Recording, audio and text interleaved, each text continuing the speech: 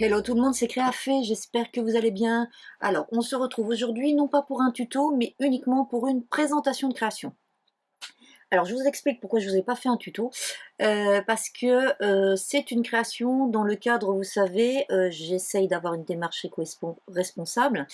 Et là, en fait, c'est dans le cadre un petit peu du recyclage. Donc, en fait, je vais vous montrer une boîte que j'ai customisée. Le problème, c'est que je n'avais que cette boîte. Donc je ne savais pas trop quel allait être le résultat, si j'allais y arriver ou pas, si j'allais avoir un résultat assez satisfaisant à vous montrer et tout. Donc c'est pour ça qu'il n'y a pas de tuto. Alors, pas d'inquiétude, va y avoir par contre d'ici pas longtemps un autre tuto. euh, alors, je dis pas qu'il va ressembler, mais qui est un peu dans le même procédé. Vous allez comprendre pourquoi. Donc, assez de blabla, voilà. Je vous montre ma petite création. Donc, voilà. C'est une petite boîte. Donc, vous savez, parfois on trouve ces petites boîtes en... Alors, voilà. Ces petites boîtes en peuplier, comme ça. On les trouve avec des couvercles, donc comme des grosses boîtes à camembert. Et là, j'en avais récupéré une au travail, avec un couvercle. Je sais pas ce qu'il y avait eu dedans. Je sais pas, je l'ai trouvé un coup sur la table de la pause café. J'ai dit c'est à qui? On m'a dit oh bah personne, donc j'ai pris et puis voilà. Et donc je l'ai customisé en la peignant avec bah vous savez hein, les peintures chalk de chez Artemio que j'ai trouvé chez Nose que j'adore tout particulièrement. Et puis elle est décorée avec donc une collection que en ce moment j'affectionne beaucoup. Alors surtout pour le printemps et puis pour Pâques. C'est la collection Whimsical Bunny de chez Shabby Art Boutique. Donc c'est une collection de papier numérique, donc c'est du digital, donc il faut l'imprimer. Voilà. Et donc je me suis amusée. Alors je vous montre un petit peu plus, voilà. Donc je suis venue donc peindre la boîte que j'ai donc rhabillée à l'intérieur, ici, et ici. Donc en fait c'est pareil, ça ce sont des papiers de la même collection. Voilà. Alors, par contre, la boîte était un petit peu abîmée et puis donc le couvercle est un peu difficile à mettre. Et puis après, j'ai utilisé plein de petites die cuts de la collection que je suis venue donc coller avec plein d'autres petits éléments. Alors, je vais vous montrer un petit peu des petites choses de la collection. Là, en ce moment, je suis en train de continuer à détourer. Donc, c'est une collection, vous voyez, qui est... j'adore les petites maisons, les petits lapins. Ils sont vraiment mignons comme tout. Vous avez aussi des petits poussins. Vous avez aussi un petit peu, vous voyez, d'œufs, beaucoup de feuillage. Donc là, voilà, vous voyez, vous avez des feuillages et tout. Voilà, plein de petits. Voilà. Donc pour Pâques, le printemps, moi je la trouve très très très sympa. Là, je vous en mets. Voilà. Donc là, je suis dans le détourage. Hein. J'ai pas tout détouré puisqu'il y a quand même pas mal de choses dans la collection. Donc elle a en fait une boutique sur Etsy. Moi j'ai plusieurs collections.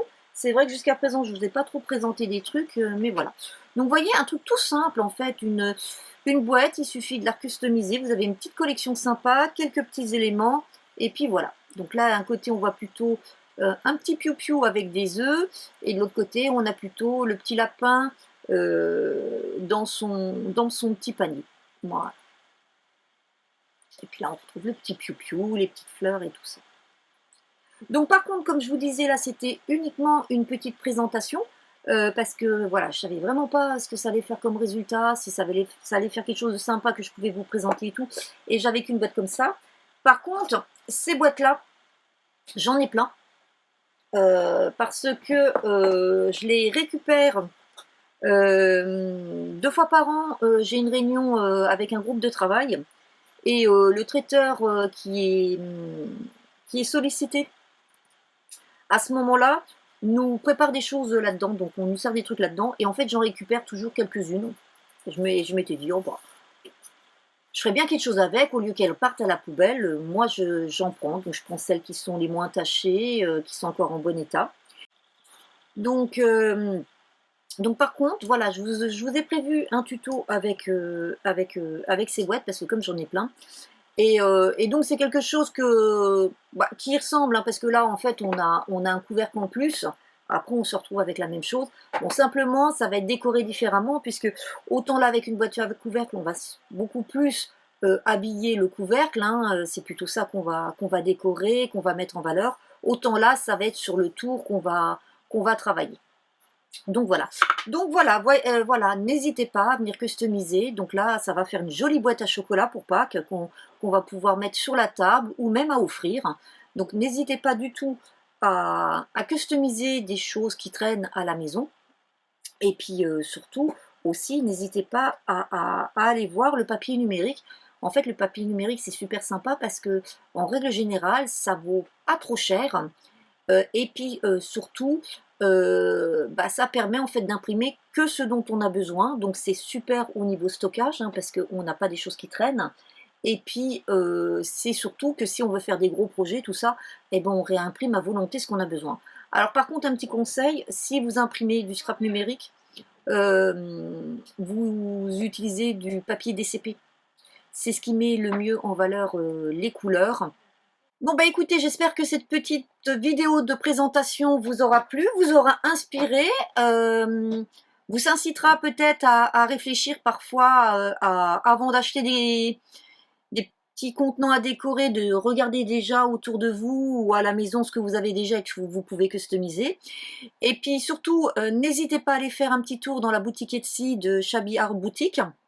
Je vous mets sur le lien vers sa chaîne YouTube où elle présente un certain nombre de ses collections. Moi j'en ai déjà plusieurs, alors c'est vrai que jusqu'à présent je ne vous ai pas trop montré ce que je faisais avec, je ne les ai pas trop utilisés, mais là je vais les utiliser un petit peu plus parce que jusqu'à présent j'avais pas, avec mon imprimante, j'arrivais pas à imprimer correctement, mais là du fait que je suis passée en DCP, en fait j'ai une meilleure qualité d'impression, donc ce qui fait que eh ben, justement, j'ai de meilleurs résultats et donc je vais travailler un petit peu plus avec les collections que j'ai achetées dans sa boutique. Et puis, bien sûr, je vous mets le lien vers sa boutique ici. Donc, en attendant de vous retrouver pour une prochaine vidéo, je vous souhaite une bonne journée et je vous dis à très bientôt. Bye bye!